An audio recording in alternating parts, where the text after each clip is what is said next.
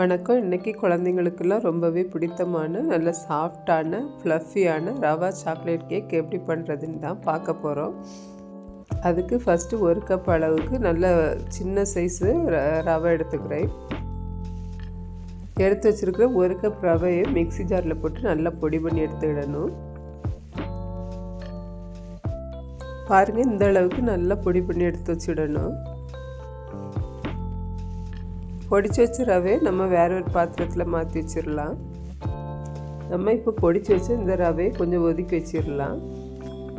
அடுத்து எடுத்துருக்க 1 கப் அளவு ரவைக்கு 1/2 கப் அளவு சர்க்கரை எடுத்து அதையும் நம்ம ஏற்கனவே யூஸ் பண்ண மிக்ஸி ஜார்லேயே போட்டு நல்லா பொடிச்சு எடுத்துடலாம். பாருங்கள், சர்க்கரையை மிக்ஸி ஜாரில் போட்டு இதே மாதிரி நல்லா பவுடராக பொடிச்சு எடுத்துக்கிடணும். இப்போ இந்த சர்க்கரை பவுடரை ஏற்கனவே நம்ம பொடிச்சு வச்சுருக்கிற ரவை கூட போட்டு வச்சிடலாம். அடுத்து இந்த ரவை சர்க்கரை கூட 2 டேபிள் ஸ்பூன் அளவுக்கு மைதா மாவு சேர்த்துக்கிறேன். மைதா மாவு சேர்க்க விருப்பம் இல்லாதவங்க கோதுமை மாவும் சேர்த்துக்கலாம். மைதா மாவு சேர்த்த பிறகு நம்ம ரவை எடுத்த கப் அளவுக்கு 1/2 கப் அளவுக்கு தயிர் எடுத்துருக்கிறேன். தயிர் நல்லா ஃப்ரெஷ்ஷான புளிக்காத தயிராக இருந்தால் தான் நல்லாயிருக்கும். அடுத்து காய்ச்சி ஆற வச்ச பால் 1/2 கப் சேர்த்துக்கணும். இது கூட பால் சேர்த்த பிறகு ரவை அளந்த கப்புக்கு 1/4 கப் அளவுக்கு மணம் இல்லாத சமையல் எண்ணெயை சேர்த்துக்கலாம். தயிர், பால், எண்ணெய் எல்லாம் ரவை கூட சேர்த்த பிறகு ஒரு பீட்ரு வச்சு நல்லா மிக்ஸ் பண்ணி விட்டுறணும், கட்டி இல்லாமல். பாருங்கள், இந்த பக்குவத்துக்கு ரவை நல்லா மிக்ஸ் ஆகி கிடைக்கணும், கட்டி இல்லாமல் இருக்கணும். மிக்ஸ் பண்ண ரவை கலவை 10லேருந்து 15 நிமிஷம் ஊற விடணும். இப்போ ரவையை ஒரு மூடி போட்டு மூடி வச்சுட்டு சாக்லேட் கேக்குக்கு உண்டான வேலையெல்லாம் செய்யலாம். அதுக்கு முதல்ல 1 டேபிள் ஸ்பூன் அளவுக்கு காஃபி பவுடர் எடுத்துருக்கிறேன். இந்த காஃபி பவுடரில் 2 டேபிள் ஸ்பூன் அளவுக்கு தண்ணி ஊற்றி கட்டி இல்லாமல் அது நல்லா கரைச்சி எடுத்துக்கிடணும். பாருங்கள், இது மாதிரி கை வச்சோ ஸ்பூன் வச்சோ நல்லா கரைச்சி விட்டுடலாம். அடுத்து கேக் வைக்க போகிற ட்ரேயை ரெடி பண்ணிடலாம். அதுக்கு இந்த ட்ரேக்குள்ளே எண்ணெய் இல்லைன்னா நெய் தடவிட்டு அதில் கொஞ்சம் மைதா மாவை ஸ்ப்ரெட் பண்ணி ஃபுல்லாக படும்படியாக தட்டி விட்டுடலாம். அப்போ தான் கேக் பாத்திரத்தில் ஒட்டாமல் வெந்ததும் நல்லா அழகாக இலகி வந்துடும். பாருங்கள், இது மாதிரி கேக் ட்ரே ரெடி பண்ணி வச்சிடலாம். அடுத்து அடுப்பை ஆன் பண்ணி அதில் குக்கரை 10 நிமிஷம் ப்ரீ ஹீட் பண்ணதுக்கு வைக்கணும். குக்கரை லோ ஃப்ளேமில் வச்சு ப்ரீ ஹீட் பண்ணால் போதும். பாருங்கள், நம்ம எடுத்து வச்ச ரவை கலவை இதே மாதிரி தண்ணியில் நல்லா ஊறி கொஞ்சம் கெட்டியாக இருக்குது. இப்போ கேக்குக்கு டேஸ்ட் கொடுக்கறதுக்காக கொஞ்சமாக உப்பு சேர்த்துருக்குறேன். அடுத்து நம்ம கரைச்சி வச்ச காஃபி பவுடர் தண்ணி இதில் சேர்த்துடலாம். காஃபி பவுடர் சேர்த்த பிறகு 1 டேபிள் ஸ்பூன் அளவுக்கு பேக்கிங் பவுடர், 3 டேபிள் ஸ்பூன் அளவுக்கு கோகோ பவுடர், 1 ஸ்பூன் அளவுக்கு சோடா உப்பு சேர்த்துருக்குறேன். நான்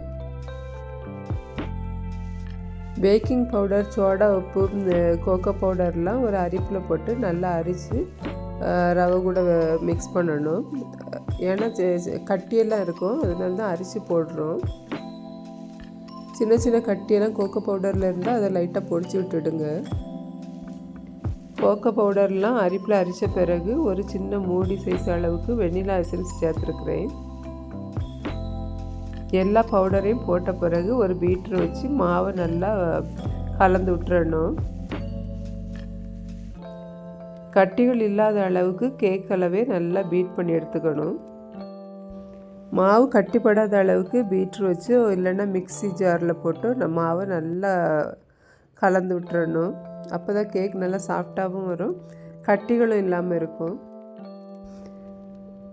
கேக் கலவை ரெடி பண்ண பிறகு நம்ம ஏற்கனவே ப்ரீ ஹீட் பண்ண வச்சுருக்கிற குக்கரில் ஒரு சின்ன ஸ்டாண்ட் போட்டுட்டு அதுக்கு மேலே நம்ம கேக் கலவை வைக்கணும். பாருங்கள், நம்ம மிக்ஸ் பண்ணி வச்சுருக்கிற கேக் கலவையை கேக் ட்ரேயில் ஊற்றிடலாம். இப்போது கேக் ட்ரேயில் கேக் மாவு எப்போவுமே அரை டப்பா அளவுக்கு தான் இருக்கணும். அப்போ தான் கேக் பொங்கி வரும்போது வெளியெல்லாம் போகாமல் கரெக்டாக அந்த பாத்திரத்துலேயே அழகாக கேக் ரெடியாகி கிடைக்கும். இல்லைன்னா மாவெல்லாம் வெளியே பொங்கி குக்கர்லெல்லாம் ஆகி கரிஞ்சு போகும். பாருங்கள், குக்கரில் கேக் பாத்திரத்தை கரெக்டாக செட் பண்ணிவிட்டு குக்கர் மூடியில் உள்ள விசிலையும் ரப்பரையும் வெளியே எடுத்துட்டு மூடியை போட்டு மூடி வச்சிடலாம். இந்த கேக்கை குக்கரில் லோ ஃப்ளேமில் வச்சு 25 நிமிஷம் வேக வைக்கணும்.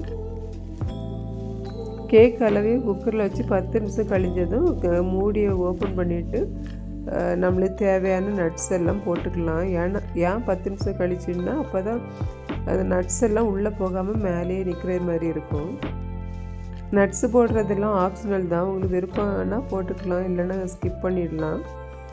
நட்ஸ் எல்லாம் போட்டு கொடுக்கும்போது குழந்தைங்களுக்கு கொஞ்சம் பார்க்குறதுக்கும் ரொம்பவே பிடிக்கும். 25 நிமிஷம் கழித்து கேக்கு நல்ல ஒரு மணம் வரும். அப்போது நம்ம குக்கர் மூடி எடுத்து கேக்கில் ஒரு கத்தியோ இல்லைன்னா ஒரு குச்சியோ வச்சு பார்த்தா மாவு இதில் ஒட்டாமல் வந்திருக்கும். அப்போ நம்ம கேக் ரெடி ஆகிட்டுன்னு அர்த்தம். பாருங்கள், நம்ம வச்சு பார்த்த கத்திலையும் மாவு ஒட்டாமல் வந்திருக்கு. நம்ம கேக் ரெடி ஆகிட்டு இப்போது அடுப்பை ஆஃப் பண்ணிவிட்டு கேக் ட்ரேயை வெளியெடுத்து வச்சிடலாம். வெளியெடுத்து வச்ச கேக் ட்ரேயை கொஞ்சம் நேரம் ஆற விட்டுட்டு நம்ம கேக் ட்ரேயில் சைடு ஓரத்தில் கொஞ்சம் இலக்கி கொடுக்கணும். அப்போ ஆறி வரும்போது அதை வேறு பாத்திரத்தில் மாற்றி எடுக்கும்போது ஈஸியாக இலகி வரும். பாருங்கள், இது போல் கத்தி வச்சு ஓரத்தில் லைட்டாக இலக்கி கொடுக்கலாம். பாருங்கள், இது போல் கேக் ட்ரேக்கு மேலே ஒரு பாத்திரம் வச்சு அதை எப்படியே கமத்தி தட்டினோன்னா ட்ரேலேருந்து கேக் அழகாக இலகி வந்துடும். இதுக்கு மேலே மறுபடியும் ஒரு பாத்திரத்தை வச்சு கேக்கை இந்த நட்ஸ் எல்லாம் மேல் பக்கம் வரும்படியாக மாற்றி எடுத்து வச்சுடலாம். பாருங்கள், கேக் சூப்பராக ரெடி ஆகிருக்கு. பாருங்கள், நல்ல சாஃப்டான ஃப்ளஃபியான குழந்தைங்களுக்கெல்லாம் பிடித்தமான ரவா சாக்லேட் கேக் சூப்பராக ரெடி ஆகிட்டு. பாருங்கள், ரவையில் செய்ததுன்னு யாருமே சொல்ல மாட்டாங்க. அந்த அளவுக்கு கடையில் வாங்குகிற நல்ல சாக்லேட் கேக் மாதிரியே இருக்கும். நீங்களும் ட்ரை பண்ணி பார்த்துட்டு எப்படி இருந்ததுன்னு கமெண்ட் பண்ணுங்கள். நன்றி.